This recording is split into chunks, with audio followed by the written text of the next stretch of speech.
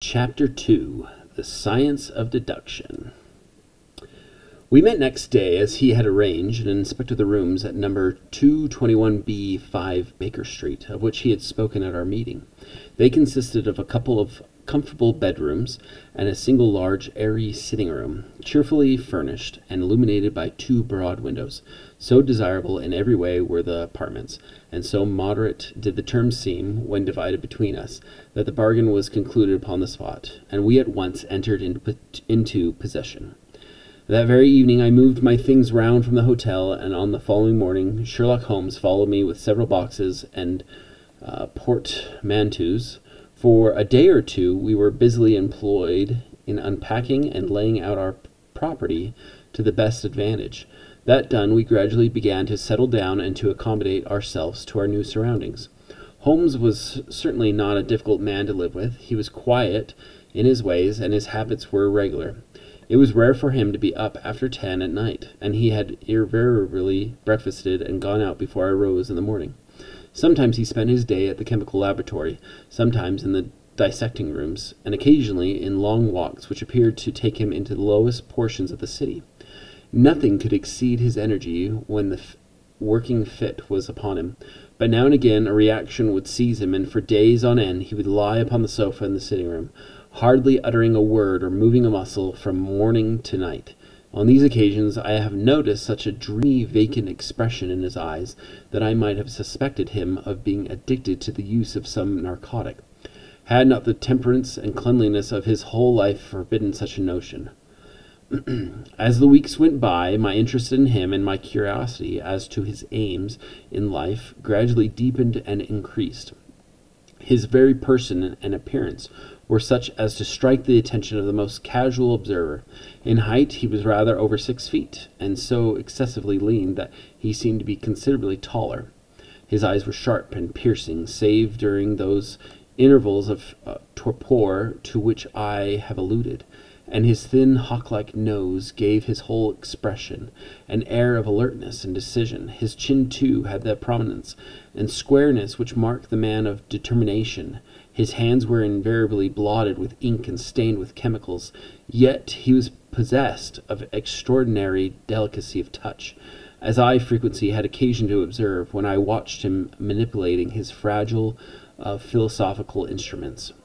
The reader may set me down as a hopeless busybody when I confess how much this man stimulated my curiosity, and how often I endeavored to break through the reticence which he showed on all that concerned himself. Before pronouncing judgment, however, be it remembered how objectless was my life, and how little there was to engage my attention. My health forbade me from venturing out unless the weather was exceptionally genial, and I had no friends who would call upon me and break the monotony of my daily existence. Under these circumstances I eagerly held the little mystery which hung around my companion, and spent much of my time in endeavoring to unravel it. He was not studying medicine. He had himself, in reply to a question, confirmed Stamford's opinion upon that point. Neither did he appear to have pursued any course of reading which might fit him for a degree in science, or any other recognized portal which would give him an entrance into the learned world. Yet his zeal for certain studies was remarkable, and within eccentric limits his knowledge was so extraordinarily ample and minute that his observations have fairly astounded me. Surely no man would work so hard or attain such precise information unless he had some definite end in view. Desultory readers are seldom remarkable for the exactness of their learning. No man burdens his mind with small matters unless he has some very good reason for doing so.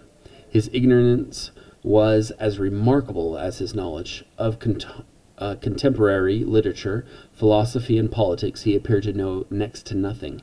Upon my quoting Thomas Carlyle, he inquired me in the naivest way who he might be and what he had done. My surprise reached a climax, however, when I found incidentally that he was ignorant of the Copernican theory and the composition of the solar system.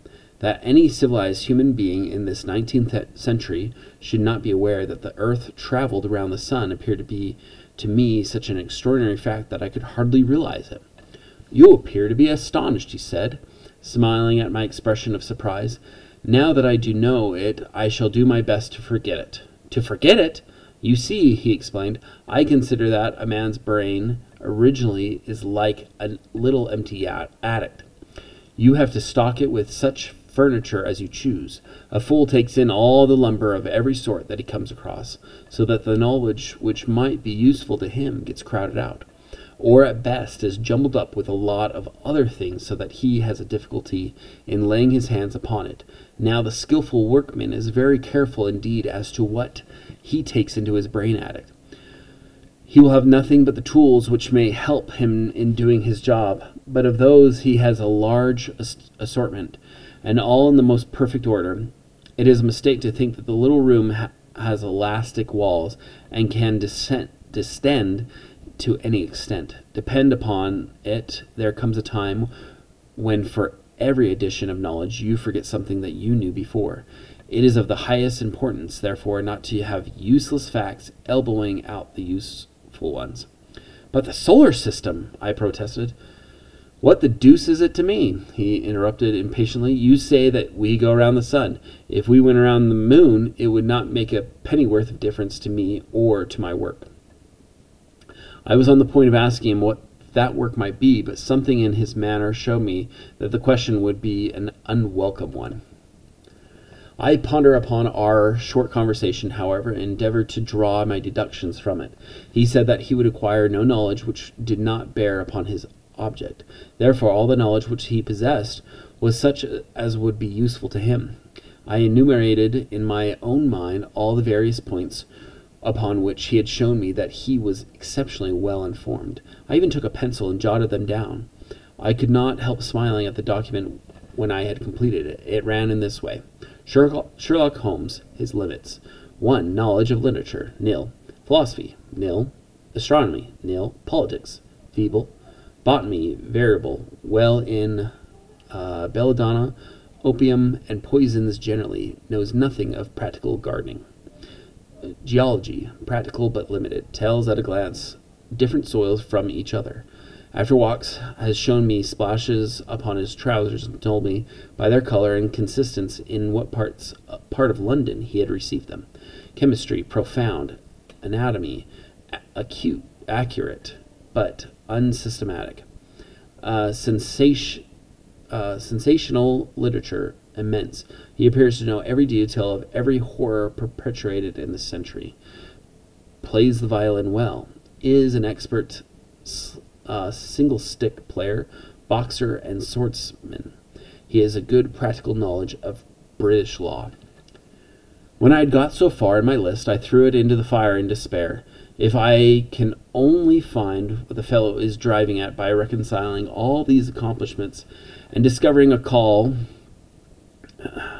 which needs them all, I said to myself, I may as well give up the attempt at once. I see that I have alluded above to his powers upon the violin. These were very remarkable, but as eccentric as all his other accomplishments, that he could play pieces and difficult pieces, I knew well, because at my request he had played me some of Mendelssohn's Lieder and other favorites. When left to himself, however, he would seldom produce any music or attempt any recognized air. Leaning back in his armchair of an evening, he would close his eyes and scrape carelessly at the fiddle, which was thrown across his knee. Sometimes the chords were sonorous and melancholy. Occasionally they were fantastic and cheerful. Clearly they reflected the thoughts which possessed him, but whether the music aided those thoughts or whether the playing was simply the result of a whim or fancy was more than I could determine. I might have rebelled against these exasperating solos had it not been that he usually terminated them by playing in quick succession a whole series of my favorite airs as a slight compensation for the trial upon my patience. During the first week or so we had no callers, and I had begun to think that my companion was as friendless a man as I was myself. Presently, however, I found that he had many acquaintances, and those in the most different classes of society. There was one little sallow rat-faced, dark-eyed fellow who was introduced to me as Mr. Lestrade, and who came 3 or 4 times in a single week. One morning a young girl called, fashionably dressed, and stayed for half an hour or more. The same afternoon brought a gray-headed, seedy visitor, looking for a Jew peddler, who appeared to me to be much excited, and who was closely followed by a slip-shod elderly woman. On another occasion, old white-haired gentleman had an interview with my companion, and on another a railway porter in his velveteen uniform. When any of these nondescript individuals put in an appearance, Sherlock Holmes used to beg for the use of the sitting-room, and I would retire to my bedroom. He always apologized to me for putting me to this inconvenience. "I have to use this room as a place of business," he said, "and these people are my clients." Again I had an opportunity of asking him a point-blank question, and again my delicacy prevented me from forcing another man to confide in me. I imagined at the time that he had some strong reason for not alluding to it, but he soon dispelled the idea by coming round to the subject of his own accord. It was upon the 4th of March, as I have good reason to remember, that I rose somewhat earlier than usual, and found that Sherlock Holmes had not yet finished his breakfast. The landlady had become so accustomed to my late habits that my place had not been laid, nor my coffee prepared. With the unreasonable petulance of mankind, I rang the bell and gave a curt intimation that I was ready. Then I picked up a magazine from the table and attempted to while away the time with it, while my companion munched silently at his toast. One of the articles had a pencil mark at the heading, and I naturally began to run my eye through it. Its somewhat ambitious title was The Book of Life, and it attempted to show how much an observant man might learn by an accurate systematic examination of all that came in his way. It struck me as being a remarkable mixture of shrewdness and of absurdity. The reasoning was close and intense, but the deductions appeared to me to be far-fetched and exaggerated. The writer claimed by a momentary expression, a twitch of a muscle, or a glance of an eye, to fathom a man's inmost thoughts. Deceit, according to him, was an impossibility in the case of one trained to observation and analysis. His conclusions were as infallible as so many propositions of elucid. So startling would his results appear to the uninitiated until they learned the processes by which he had arrived at them, they might well consider him as a necromancer. From a drop of water, said the writer, a logistician could infer the possibility of an Atlantic or a Niagara without having seen or heard of one or the other. So all life is a great chain, the nature of which is known whenever we are shown a single link of it. Like all other arts, the science of deduction and analysis is one which can only be acquired by long and patient study, nor is life long enough to allow any mortal to attain the highest possible perfection in it, before turning to those mortal and mental aspects of the matter which present the greatest difficulties. Let the inquirer begin by mastering one elementary problems. Let him, on meetings a fellow mortal, learn at a glance to distinguish the history of the man and the trade or profession to which he belongs. Parallel as such an exercise may seem, it sharpens the faculties of observation, and teaches one where to look and what to look for. By a man's fingernails, by his coat sleeve, by his boot, by his trouser knees, by the callosities of his forefinger and thumb, by his expression, by his shirt cuffs, by each of these things a man's calling is plainly revealed. That all united should fail to enlighten the competent inquirer in any case is almost inconceivable. "What ineffable twaddle!" I cried, slapping the magazine down on the table.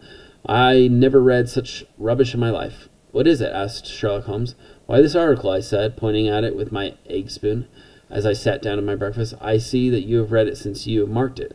I don't deny that it is smartly written. It irritates me, though. It is evidently the theory of some armchair lounger who evolves all these neat little paradoxes in the seclusion of his own study. It is not practical. I should like to see him clapped down in a third-class carriage on the underground and asked to give the trades of all his fellow travelers. I would lay 1,000 to 1 against him. You would lose your money, Sherlock Holmes remarked calmly. As for the article, I wrote it myself. You? Yes, I have a turn both for observation and for deduction. The theories which I have expressed there, and which appear to you to be chimerical, are really extremely practical, so practical that I depend upon them for my bread and cheese. And how? I asked involuntarily. Well, I have a trade of my own. I suppose I am the only one in the world. I am a consulting detective. If you can understand what that is, here in London we have lots of government detectives and lots of private ones. When these fellows are at fault, they come to me, and I manage to put them on the right scent.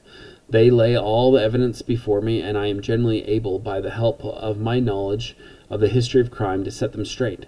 There is a strong family resemblance about misdeeds, and if you have all the details of 1,000 at your finger ends, it is odd if you can't unravel 1,001st. Lestrade is a well-known detective. He got himself into a fog recently over a forgery case, and that was what brought him here. And these other people, they're mostly sent on by private inquiry agencies. They're all people who are in trouble about something and want a little enlightening. I listen to their story, they listen to my comments, and then I pocket my fee. But do you mean to say, I said, that without leaving your room, you can unravel some knot which other men can make nothing of, although they have seen every detail for themselves? Quite so. I have kind of an intuition that way. Now and again a case turns up which is a little more complex. Then I have to bustle about and see things with my own eyes. You see, I have a lot of special knowledge which I apply to the problem, and which facilitates matters wonderfully. Those rules of deduction laid down in that article which aroused your scorn are invaluable to me in practical work. Observation with me is second nature. You appeared to be surprised when I told you on our first meeting that you had come from Afghanistan. You were told, no doubt. Nothing of the sort. I knew you came from Afghanistan from long habit. The train of thoughts ran so swiftly through my mind that I arrived at the conclusion without being conscious of intermediate steps. There were such steps, however. The train of reasoning ran. Here's a gentleman of a medical type, but with the air of a military man. Clearly an army doctor. Then he has just come from the tropics, for his face is dark, and that is not the natural tint of his skin. For his wrists are fair.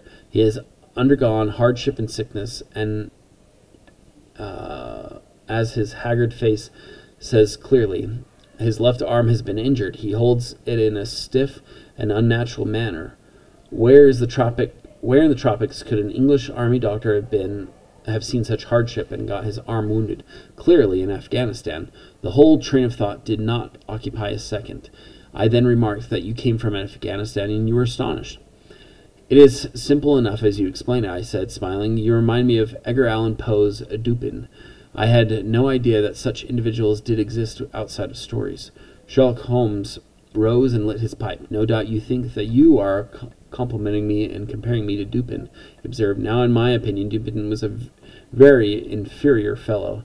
That trick of his of breaking in on his friend's thoughts was an apropos remark after a quarter of an hour's silence, is really very showy and superficial. He had some analytical genius, no doubt, but he was by no means such a phenomenon as Poe appeared to imagine. Have you read Gaboriau's works? I asked. Does Lecoq come up to your idea of detective? Sherlock Holmes sniffed sardonically. Lecoq was a miserable burglar, he said in an angry voice. He had only one thing to recommend me, and that was his energy. That book made me positively ill. The question was how to identify an unknown prisoner. I could have done it in 24 hours. It took 6 months or so. It might be made a textbook for detectives to teach them what to avoid. I felt rather indignant at having two characters whom I admired treated in this cavalier style. I walked over to the window and stood looking out into the busy street. This fellow may be very clever, I said to myself, but he is certainly very conceited. There are no crimes and no criminals in these days, he said, querulously. What is the use of having brains in our possession? I know well that I have it in me to make my name famous. No man lives, or has ever lived, who has brought the same amount of study and of natural talent to the detection of crime which I have done. And what is the result? There is no crime to detect, or at most some bungling villainy with a motive so transparent that even a Scotland Yard official can see through it. I was still annoyed at his bumptious style of conversation. I thought it best to change the topic. I wonder what that fellow is looking for, I asked, pointing to a stalwart, plainly dressed individual who was walking slowly down the other side of the street, looking anxiously at the numbers. He had a large blue envelope in his hand and was evidently the bearer of a message. You mean the retired sergeant of Marines? Said Sherlock Holmes. Brag and bounce, thought I to myself. He knows that I cannot verify his guess. The thought had hardly passed through my mind when the man whom we were watching caught sight of the number on our door and ran rapidly across the roadway. We heard a loud knock, a deep voice below, and heavy steps ascending the stair. For my Sherlock Holmes, he said, stepping into the room and handing my friend the letter. Here was an opportunity of taking the conceit out of him. He little thought of this when he made that random shot. May I ask, my lad, I said in the blandest voice, what your trade may be? Commissionaire, sir, he said gruffly, uniform away for repairs. And you were, I asked, with a slightly malicious glance at my companion. A sergeant, sir, Royal Marine Light Infantry, sir. No answer. Right, sir? He clicked his heels together, raised his hand in a salute, and was gone. Next chapter is the Larson Garden Mystery.